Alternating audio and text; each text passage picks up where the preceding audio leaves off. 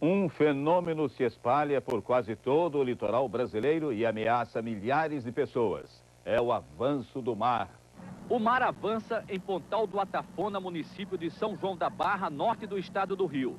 Nos últimos 15 anos, a água já destruiu mais de 10 ruas e fez desaparecer uma colônia de pescadores. Uma ilha, também ao norte do estado do Rio, está ameaçada pela força da água. Na Ilha da Convivência, o mar levou até a igreja. Na praia de Iparana, perto de Fortaleza, foi construído um muro para impedir o avanço do mar. Na praia de Caponga, a 70 quilômetros de Fortaleza, o mar já destruiu casas e ameaça outros imóveis.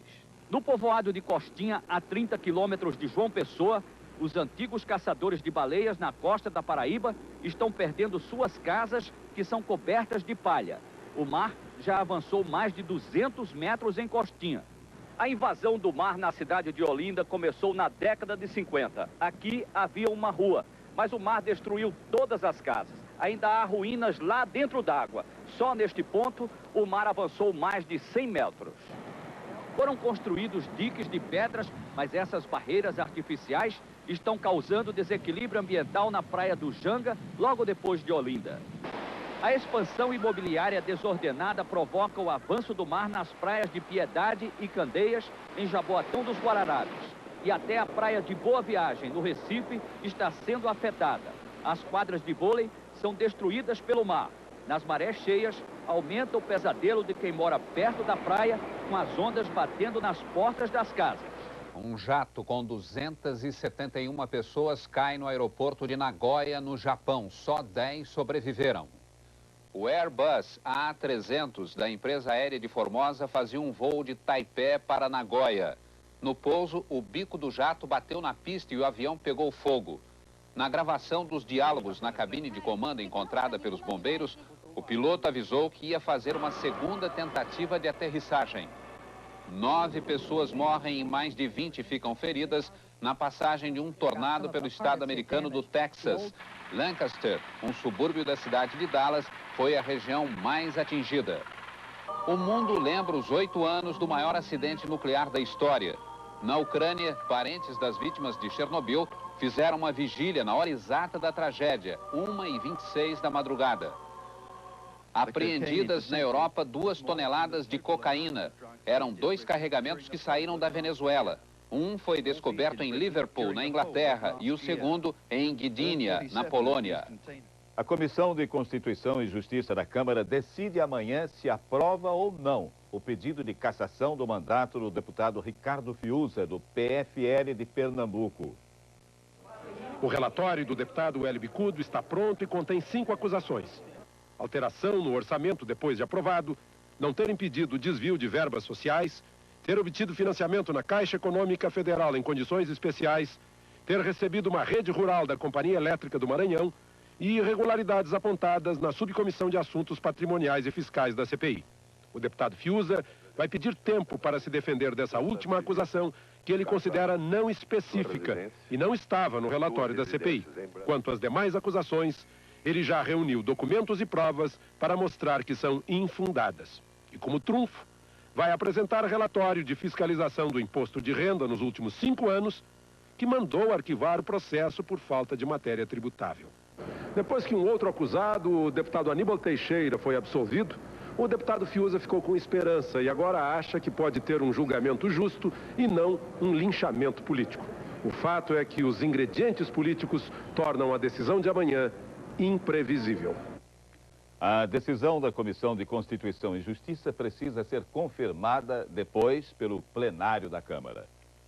A seguir, envolvidos no listão do bicho vão ser denunciados por 2 crimes. E daqui a pouco, clubes estrangeiros ameaçam desmontar a seleção de Parreira.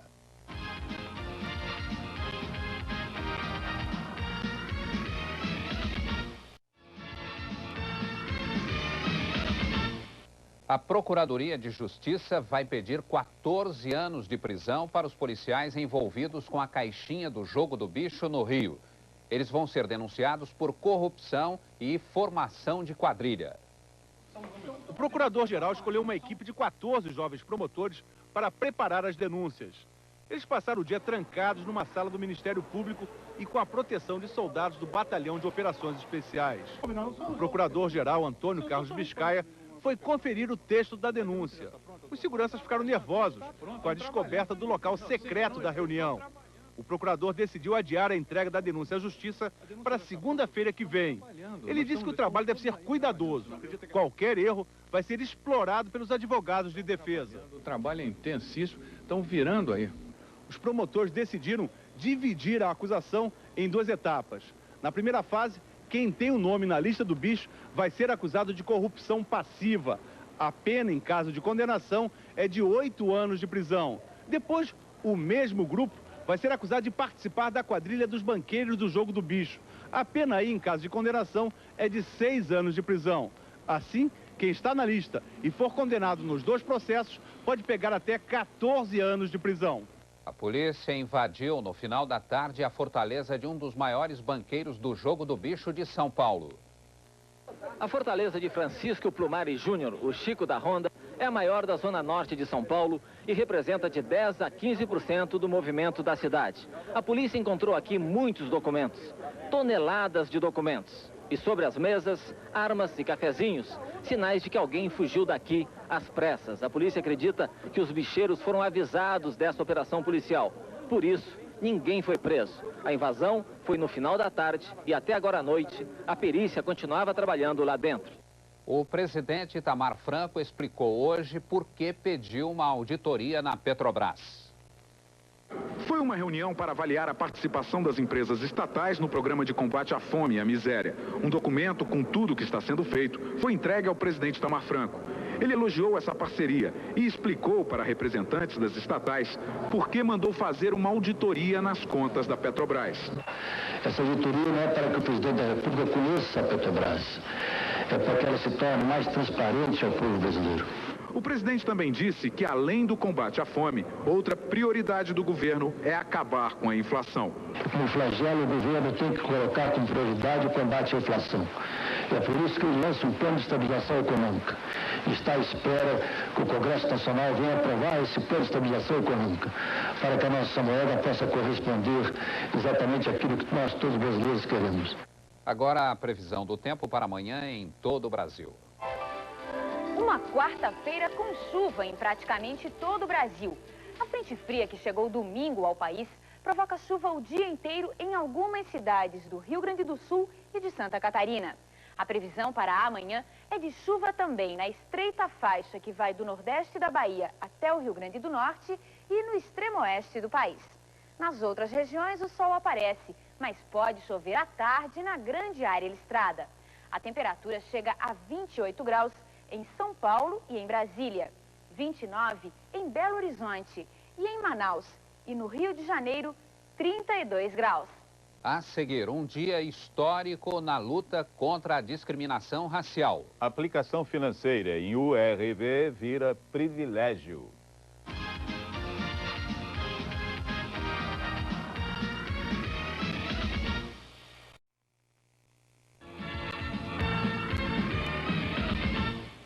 Começaram hoje as aplicações financeiras em URV, mas a caderneta de poupança continua atraente para o pequeno investidor. Hoje os bancos já ofereceram as primeiras aplicações em URV, CDBs e RDBs. Mas se você vive de salário, esqueça. É preciso muito dinheiro para entrar nesse mercado e o rendimento até agora não mudou em nada. Quem tem pouco acaba mesmo no fundão. Esse ainda não entrou na era da URV, mas continua sendo a opção para quem precisa de dinheiro todo dia. E o que sobrar, ponha na poupança. A caderneta de poupança não vai ser convertida para a URV, porque todo o dinheiro aplicado lá é dinheiro que financia a casa própria. E imagine a dificuldade de mudar todos os milhares de carnês do sistema financeiro da habitação para a URV e daqui a pouco mudar tudo de novo para o real. Mas não se preocupe com isso. Do jeito que está hoje, a poupança muitas vezes é o melhor investimento do mercado. É o caso da próxima segunda-feira. Quem aplicar na poupança no dia 2 de maio vai ter um rendimento de 48,12%. Enquanto o mercado financeiro abre aplicações em URV, a Fiesp propõe a criação de contas correntes para os salários também em URV. Assunto que o presidente do Banco do Brasil vai discutir ainda esta semana com a equipe econômica. Na quinta, a equipe define o abono do salário mínimo para o setor privado. E na sexta, o Congresso recebe a versão final do Orçamento da União para 94, com 150 dias de atraso. Na área de preços, o governo decidiu agora à noite rebater o aumento dos automóveis em URV. Carro popular, pelo acordo setorial, não pode repassar aumento real de salário. E esgota-se logo mais à meia-noite o prazo de aviso prévio de 35 dias para o lançamento do real em 1º de junho. A partir de amanhã, a estreia do real ficaria para a virada do semestre, 1º de julho. O Congresso pode votar amanhã a medida provisória que criou a URV. Tudo depende da bancada ruralista, que rejeitou a proposta para reduzir a dívida do setor agrícola, mais de 1 trilhão de cruzeiros reais. Os parlamentares alegam que a cobrança da conta é indevida porque é o resultado do Plano Collor que corrigiu o crédito rural acima dos preços mínimos dos produtos agrícolas. Mas o Banco do Brasil, o principal credor, afirma que há um mês o Supremo Tribunal Federal considerou que a aplicação da correção monetária é permitida para o crédito rural como para as cadernetas de poupança. Mesmo assim, a bancada ruralista foi negociar com o Ministério da Fazenda e, como o governo não cedeu, promete não votar a medida provisória da URV. Uma medida com tanta repercussão não pode ser apreciada com argumentos chantagistas. Só voto aqui se der cá. Acho que as coisas têm que evoluir, continuar negociando, continuar conquistando, mas votando as coisas que são importantes para a nação. Mesmo com a resistência da bancada ruralista, o ministro da Fazenda, Rubens Recupero, está confiante na aprovação amanhã da medida provisória que cria o URV, passo que ele considera fundamental para a implantação da nova moeda, o real, e para a estabilização da economia. E o ministro fez um apelo aos parlamentares. É um momento de votar, porque tendo a aprovação do Congresso, nós vamos anunciar a entrada em vigor do real, vamos dar a data, e é preciso, com essa aprovação, como eu já disse, dar uma chance ao programa de estabilização, dar uma chance ao Brasil. Governo e Comissão de Agricultura da Câmara ainda estão negociando uma solução para o pagamento da dívida agrícola. A Comissão de Agricultura apresentou agora à noite uma contraproposta. Os líderes dos partidos políticos se reúnem na tentativa de fazer avançar a revisão. Essa é a lista do que se deve mudar na Constituição. O relator, deputado Nelson Jobim, ouviu todo mundo e escolheu 21 temas. O PDT, PT, PCdoB e PSB, os contras, que nunca quiseram a revisão, hoje comemoraram. E pudera, a quebra dos monopólios estava fora da lista. O ministro da Fazenda, Rubens Recupero, negociador da revisão em nome do governo, reuniu ministros e líderes. E não foi dessa vez. Ninguém se entendeu. A decisão vai caber aos líderes partidários e eu acho difícil que a lista que nós elaboramos possa ter um consenso global. Sem monopólios não tem acordo. Sem acordo não tem revisão. E quem sempre lutou pelas mudanças na Constituição sabe muito bem que os contras inviabilizaram a revisão quando não aceitaram decidir no voto a quebra dos monopólios. O peso dessa derrota lotou a sala do presidente da revisão, o senador Humberto Lucena. O relator Nelson Jobim distribuiu alternativas para uma revisão futura. Terminou agora à noite a reunião dos líderes dos partidos sobre o futuro da revisão constitucional. Não houve consenso e uma nova reunião foi marcada para amanhã às 3 da tarde. O PFL e o PPR aceitaram discutir a retirada da quebra dos monopólios na agenda mínima de consenso. Mas a liderança do PFL fez uma exigência, que todos os partidos se manifestem formalmente se são contra ou a favor da quebra dos monopólios do petróleo e das telecomunicações. Um dia inesquecível na luta contra o racismo. Os negros da África do Sul abrem, pelo voto, um capítulo de esperança em 3 séculos de sangue, injustiça e ódio racial. Os negros, maioria da população, vão às urnas pela primeira vez na história da África do Sul. Até hoje, votar era privilégio da minoria branca. Nelson Mandela também vai votar pela primeira vez amanhã, com sabor especial. Passou 27 anos na prisão porque lutou por este momento. E agora é o favorito para se tornar presidente. A votação começou hoje com velhos, deficientes físicos e sul-africanos que vivem no exterior. É o caso dessas pessoas nesta imensa fila à porta da maior embaixada da África do Sul no exterior, aqui em Londres. Muitas dessas pessoas Antes, nem ao menos tinham conseguido entrar neste prédio. Hoje, ele está aberto a sul-africanos de todas as raças. No Brasil, 700 eleitores sul-africanos votaram na embaixada em Brasília e em sessões eleitorais no Rio de Janeiro e São Paulo. A seguir, convocada a seleção para o último teste no Brasil. Cientistas brasileiros participam de uma das maiores descobertas do século.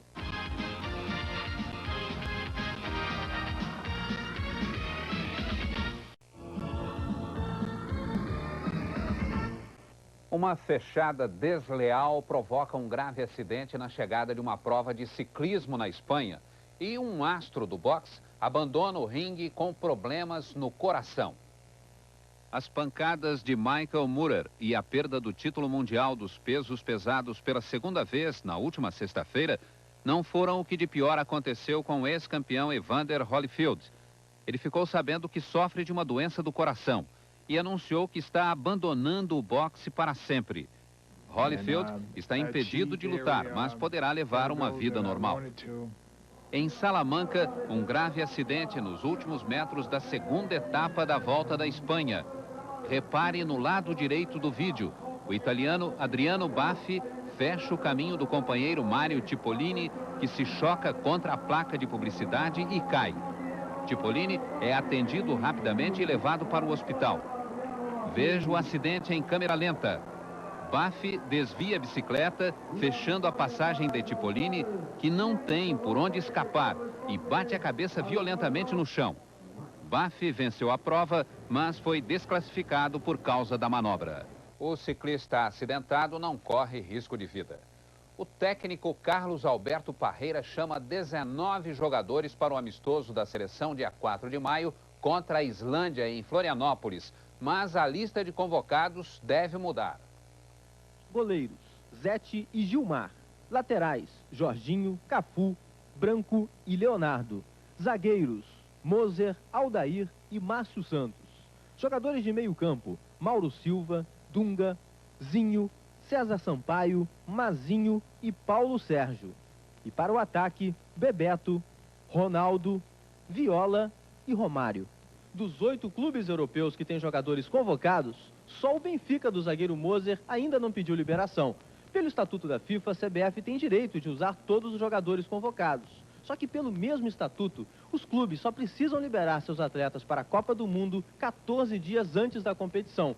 Como a CBF pretende reunir o grupo com um mês de antecedência, o melhor negócio é ceder agora para se garantir depois. Pior para o técnico Parreira, que terá em campo algo bem diferente da seleção que imaginou. Um time modificado, mudado, sem treinar, rendimento ideal, mágica ninguém faz. A televisão anula o resultado de um jogo na Alemanha. O Bayern de Munique, líder do campeonato, vai ter que jogar de novo porque venceu uma partida com um gol que não houve. Esse foi o lance que provocou o bate-boca histórico no futebol alemão. O juiz chamou essa jogada de gol de Thomas Helmer para o Bayern de Munique. Foi o primeiro gol do Bayern contra o Nuremberg, sábado passado. Os jogadores do Nuremberg protestaram. O Bayern de Munique, do técnico Beckenbauer, venceu o jogo por 2-1, conservando a liderança do campeonato alemão. Estaria tudo bem se não houvesse algo chamado videotape. Veja onde estava o juiz. A imagem, por esse ângulo, estraçalha qualquer dúvida. Helmer não fez o gol. Ao contrário, evitou que a bola entrasse.